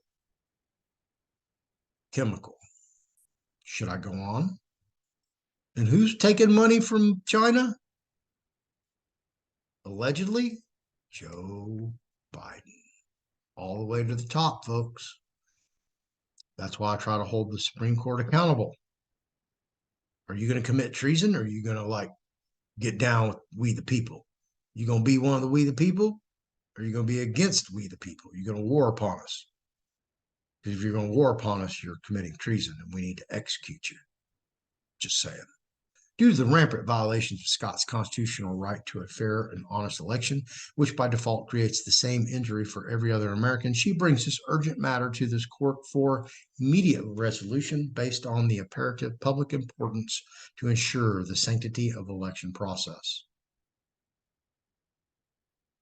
Jurisdiction, which is correct.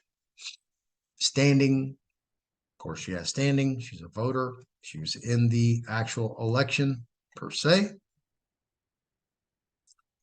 Scott alleges there is a credible threat to her freedom, liberty, pursuit of happiness, and other civil rights by foreign and domestic enemies attempting to overthrow the government of the United States of America, Florida, and the other state of the Union, which individually and cumulatively threaten the sovereignty of the state and country within which Scott resides and within which her rights are protected. For the reasons listed above and throughout this petition, Scott has standing under Article 3, Section 2, Clause 1, because she has a genuine stake in the outcome of the case and has been and has suffered and will imminently suffer in her country within which her constitutional rights exist, were to fall to enemy forces in a strategic unconventional attack by way of election fraud, which is currently an imminent threat with a high likelihood of occurrence if Scott's petition is not granted. A favorable judicial decision would protect Scott's right to an honest and fair election at a state and federal level. This basically supports her arguments. Scott has a right to access to the courts. Absolutely. Meaningful access to the courts. Courts shall be open 24/7, 365 to all people. She cannot afford to file this in the Supreme Court due to the paper copy requirement. For this reason, she opted to file it to Justice Thomas per 11th Circuit of the United States Court of Appeals, because Justice Thomas presides over the circuit.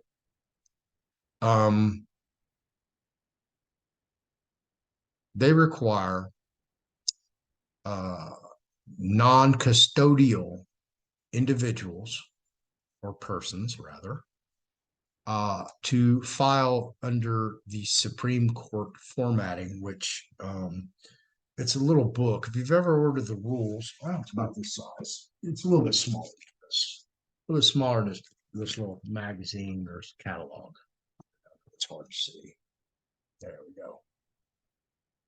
This is a little coupon for apparel. But it's about this size. There's, I want to say six inches by 8 inches, or 6.5 by 8.5, maybe something like that. Real odd size, real odd formatting, but that's how they like it. They like it in the book form, and then of course the book has to be sent to everybody. So production costs just to litigate in the United States Supreme Court is costly, because you have to have that proper format, like I showed you with the Brunson's case. Absolutely. So she opted out, took it that way, which I don't blame her. As I said, I've filed on, toilet paper wrappers, literally. Relevant and constitutional statutory provisions involved. We've covered all this. Relief sought. We've gone through this, but let's go over it. She has, what, 5 issues here. Number 1, declare nullification of the 2020 and 2022 elections due to foreign interference with U.S. elections, as well as rampant misconduct, fraud, and corruption in every state, both enemies of the state, both foreign and domestic. Number 2, declare the military is in control until a new election had be held or can be held. Number 3, order a new election to be held on November 5th, 2024 for all elected positions in all states at all levels of government. Now, because I see a typo and I bring it up, this is no fault of Christine's, because believe me, my filings had a gazillion typos in them. And, when you're putting together a 107-page document or a 100-page document, you've got to remember what you did on page 20 at page 80. Especially when you get to the table of contents, you've got to go back and reread the entire document, put the table of contents together. Absolutely. So you've read this document probably 100 times, and it's just a blur. That's all it is. Just a bunch of words blur. You're trying to keep everything in track in your head, and sometimes it gets daunting and you get lost and you can't get in there and correct all the little minute errors. And yeah, so they make it through sometimes. No big deal. No criticism. It's a thing, especially when you're under a deadline and you have 24 hours to crank out a 50-page motion. It's got to be in the mailbox when they come pick up the mail. Otherwise, it's not going out that day. It's not going to be postmarked before your timeline occurs under the rules. Number 4, Scott seeks damages based on violations listed throughout these petitions of $17 trillion from the parties who interfered with the 2020 and 2022 elections. Number 5, order the new election be manual without the use of electronics, one-day voting, watermarked paper ballots, no device voting, military votes possibly transferred by hand by a member of our armed forces to protect the integrity of their vote, votes counted after polls are closed at the precinct until all ballots have been hand counted without stopping, then totals transferred to the supervisor of elections. Hand counted does not include the use of devices. No ADA machines are to be used. Tabulation machines are not manually counted ballots, nor is ticker tape totals. Reopen small precincts. No supercenters. Photo ID, proof of citizenship, and voter registration. Well, it's not too much to ask, I don't think. What do you have to drive on the streets? And obviously, when these, umpteen million illegal immigrants come through the southern border every day and then line up around the Texas Department of Public Safety driver's license offices, wrapped around the building every morning, going in there and getting driver's licenses and state IDs. Yeah. Issues presented. We've already talked about this. Vulnerable election equipment. She breaks it down, goes into detail. Actually has legal sightings. What are these? United States Supreme Court sightings. This is why I'm telling you, this compared to the Brunson brothers, it's even further apart than night and day, black and white. It's like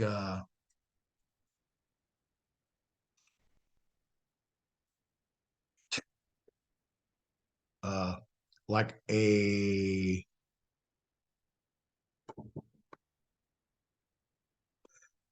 a real dump truck versus a Tonka toy dump truck. There you go.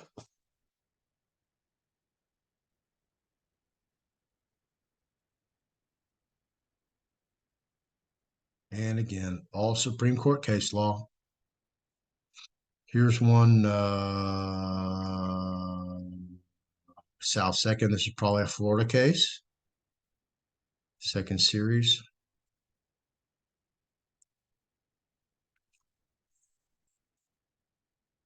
Okay, Florida.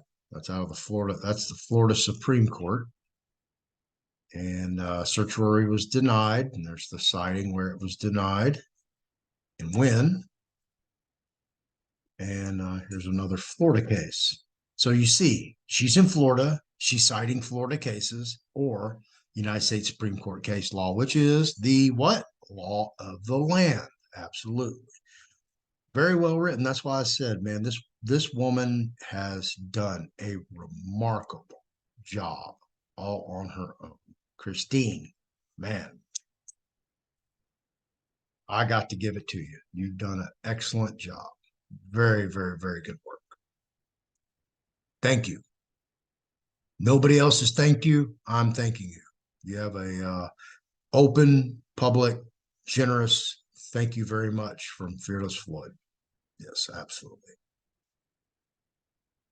And this goes into more. I mean, this is very lengthy. You guys can go pull all this up if you want. Go get you a subscription to Pacer. And as you see, she's citing, nothing but United States Code, U.S. Supreme Court case law. Here's that Louisiana case that I brought up that is from other jurisdictions. So let's read how this applies, how she applied it. Governor DeSantis, Secretary of State Cord Byrd, and Director of Elections for the Division of Elections knew and promoted the use of privately funded Zuckerbucks to be used in 11 counties in the 2022 and 2020 election cycles in violation of 1940 Louisiana Acts 46 and Section 35. The primary is conducted by the state at public expense, 1940 Louisiana Acts 46, Section 35. The primary, as in the general election, is subject to numerous statutory regulations as to the time, place, and manner of conducting the election, including provisions to ensure that the ballots cast at the primary are correctly counted and the results of the count correctly recorded and certified to the Secretary of State, whose duty it is to place the names of the successful candidates of each party on the official ballot. The Secretary of State is prohibited from placing on the official ballot the name of any person as a candidate for any political party not nominated in accordance with the provisions of the 1940 LA Acts, Louisiana Acts 46, Section 1. United States versus Classic, 313 U.S. 299. That's United States Supreme Court case. Absolutely. That's where she's getting the citing from. It's being cited by the United States Supreme Court. That's why she can use it. She has to cite it because here it is being cited. So that's how you use another jurisdiction's case being cited by the highest court in the land, allegedly. And of course, Christine looks to be gone. Her hacker is put her in prison. He's not letting her back in. No parole, no bond, no probation. So anyway, this goes on and on. I'm not going to go through all 135 pages of it, but we've gone through the gist of it. I really, really, really, really wish she was able to speak to you guys. I've worked trying to get this interview for about 2 weeks. We've been rescheduling. She doesn't own a phone. The reason she doesn't own a phone is because, as you see right now, she's hacked. Even though she held up a phone, she doesn't use it. So I don't know. I've done the best I can with what I have available. I do apologize for the technical difficulties, but it wasn't my fault. Wasn't Christine's fault. We obviously see who the hacker is. In fact, let me get homeboy up here again. Get him live for you guys. There we go. This is her hacker. Right here, this guy. As you see, he's on the phone hacking. He actually waved to us, looked up and waved to us. It's in the video. You go back and see it. Even though this video is live, I am recording it and I will re-upload it. So you will have the full video. I know some of you guys jumped on here at in the middle. Let's see. What do y'all have over here? I haven't been over here in a minute. Yeah, the reason her voice is choppy is because she was being hacked. Hey, Iran Lopez, haven't seen you in a minute. Why Zoom junk? You can find me something that's just as good. I'll use it. A mill to sell LLC. If we can hear her type YC. Yeah, he was even preventing the her ability to type. Yeah, I know it was horrible. Imagine how I felt waiting. Chet, drug addictions come from the diet of all processed food, leaves your body open, addiction, sugar, gluten, yeah. Uh-huh. Yep, I agree with that, Chet. Convicts constantly walk up to Judge Joe Brown, thank him for the conviction, the programs he personally followed up on, helped them become a better man. Yeah. Hey, look, I would probably still be in prison if Rick Perry didn't have this huge ego, believing he could be the next president of the United States. And when he left office, Greg Abbott, who was then the Attorney General, who had already battled multiple times, even beat me on a disability case.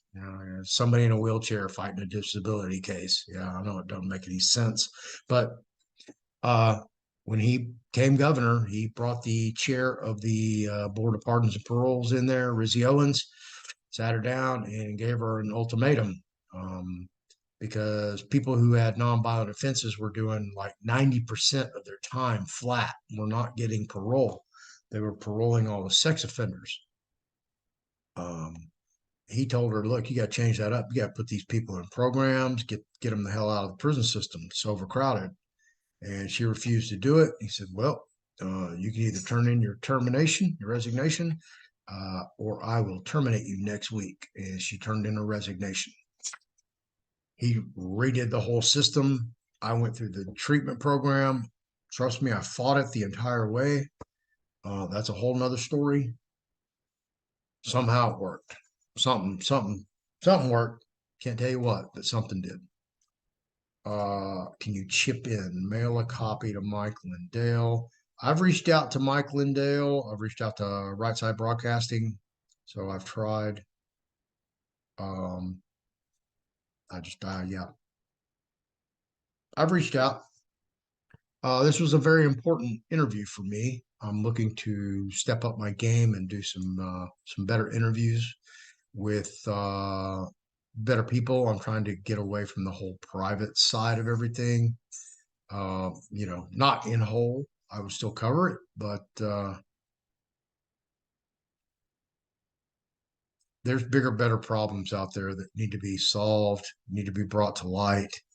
And I'm going to try to address as many of those as I can to better this country, because this country is a freaking shithole. Sorry.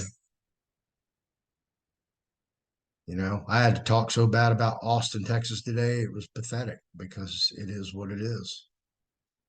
It's a cesspool. I hope you guys caught my movie night last night. We watched The Fall of Minneapolis, about the whole corrupt, fraudulent George Floyd, Black Lives Matter, all that crap. If you didn't go watch it, I will upload it to Rumble, Odyssey, and some other platforms. I did it live. I immediately pulled it off YouTube last night because of that. All right.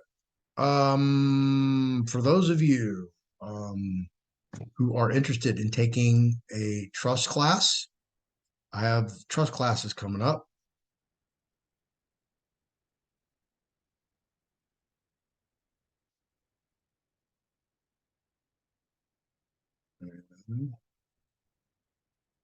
Go over here and show you. Oh, I should just went to the website. Let me just go to the website. That's silly of me. to even contemplate not going there.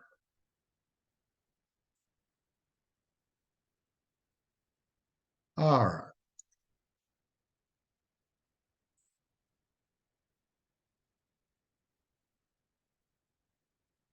This is my website, fearlessfloydshow.com. If you want to email me here, just go right here, click on that. It'll open up the portal, send me the email. If you want access to the holiday deals, classes, books, merchandise, you just click this link right here.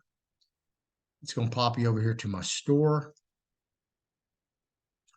If you're looking for books, consultations, holiday deals for this 2023 season, trust packages, classes, notary presentment protests, etc., this is where you need to go. Just scroll up. Ann's books. Y'all look for these holiday specials, okay? Just because you see this, don't just click on this and buy it, because right here for $2.59, you're going to get the ebook and the softcover book combo, which is generally $3.59, $100 off for the holiday special. Right here is package 2. Is the softcover and the ebook, 7 trusts. You also get every class we've ever done.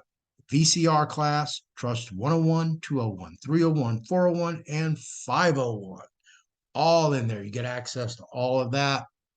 That special is $6.99. So you get all the classes. You get the ebook and the softcover book. Absolutely, $6.99. That's about $1,000 retail all day long. So knocking hundreds off that for you guys. If you just want the ebook, that's all you want. $149, $100 off.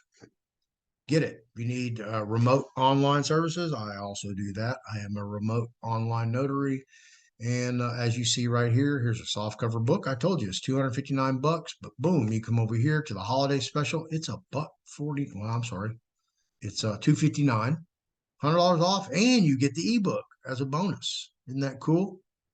Now, if you this is a live one-on-one trust class. Let me explain this, guys, to you. I'm going to do a separate video on each of these packages to break them down for you, just so you understand exactly what this is. This is not the traditional one-on-one class for the revocable living trust that we have done in the past with Ann and myself. This is totally different. This is going to be roughly a 4 to 5 hour class. Why is it going to be so long? I'm going to tell you why. Because we are going to go through my own personal revocable living trust. We're going to walk through it page by page by page by page as you create your own revocable living trust in the background. For those of you who would like me to do your notarization of all your instruments, we will make arrangements and schedule you for the next day. I will schedule you in, and then we will do all your paperwork online. You'll have your 2 witnesses ready. We'll get you all completed the next day. I will, in class, walk you through getting your EIN. Okay? You cannot get your EIN until your trust is established. So your trust would be legally, lawfully established the next day, because it would all be notarized, signed by your witnesses, and signed by yourself. Then you can get your EIN, because the timelines need to correspond, that you did one before the other and didn't put the cart before the horse, which would invalidate both of them. So you have to do one before the other. And then your next step would be going and getting your non-interest bearing bank account for your revocable living trust after you have established the trust and created the EIN. And obviously, we're going to go over how to do the trust minutes. So we're going to walk through all that, create your trust, which is 24 instruments, and you're not going to use all 24, because I'm sure you don't have direct deposit, Social Security, and a bunch of other things that the forms are there. They're available, but you may not even need them like I did. And I think I did 16 forms out of the 24. However, we can fill them out. But you'll be already good to go with your complete trust. You will get the free ebook, Ann's ebook, this one right here. You will get it free. It has revocable, irrevocable, foreign trust, land trust, express trust, college education trust. It's got a ton of 7 different trusts in there. So you're going to get the ebook. You're going to have everything you need to go create those other trusts. And you want to walk out of this class with a 90% completed trust process. That's what this is for. It is $400 because you're gonna have a trust done. You're gonna understand your trust. So after I go through the trust with you and we create it, we're gonna go back through the trust. We're gonna read it word for word, so you completely understand exactly what each document is, the authority of the power, and kind of understand how the trust is built and how it operates. Once we complete all that, then Ann LeFlore will come on for 1 hour and do a Q&A and answer any questions that you have regarding her process for the revocable living trust. My poochie's over here. She wants some attention. You need to go outside and go potty. I'm sure you do. Yeah, about that time. All right. So that's what I have available. I have these 4 packages. I'm also going to create some other packages, so be looking for them soon. Some people want the actual book and they just want the class. They don't want just the ebook. So I'm going to work it out and put some more packages together for you guys. Of course, I have the firm mailing books. I'm going to be running some blowouts on those. I'm waiting on my paper to arrive. Since it gets here, I'm going to start getting that cranking out, getting those together. Autograph books. I actually need to take this down because I don't have any autograph pages from Anne. I guess I could send her some, have her autograph them and incorporate them into the book. But the new books that will go out will have the new copyright from the Library of Congress incorporated in them. If you want a consultation with me, here you go. If you want a consultation with Ann LeFlore, here you go, right there. These are what we have offered as far as packages in the past. Package 1, ebook and 101 class. This is $369. So you see the difference up here, right here. Same thing, for $30 more, you're actually going to have a trust created. And you're going to know how to do the EIN. I'm putting you guys so far ahead just by doing that. Yeah, you're going to be, yeah, I'm going to save you a bunch of time. And other things if you want to get all the one-on-one classes, et cetera, et cetera. And the $5.99 for every class does not include the 501 EIN foreign trust class. These prices were, as you see, you don't even see the 501 in here because it wasn't available at that time. I have to go remediate that, but that's something for me to do. It looks like Christine is not going to be able to jump back on. I'm kind of waiting for that to happen, and it hasn't. So we will do another video.